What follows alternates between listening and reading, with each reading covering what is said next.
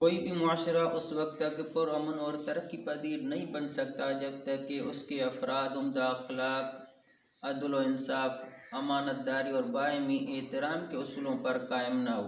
جب اخلاقی رویے کمزور پڑنے لگتے ہیں تو معاشرے میں بے شمار منفی رویے جنم لیتے ہیں، مثلاً بدگمانی، جھوٹ، گالم گلوچ، فحش گوئی، غیبت، جھگڑا اور باہمی اختلافات وغیرہ۔ کسی مسلمان کے بارے میں بدگمانی کرنا، برا خیال سوچنا، منفی تبصرے کرنا، ہر سنی سنائی بات کو آگے شیئر کرنا اور دوسروں کو اس کے بارے میں بدگمان کرنا، یہ انتہائی برا رویہ ہے جو ہمارے گھروں اور افراد میں عام پایا جاتا ہے۔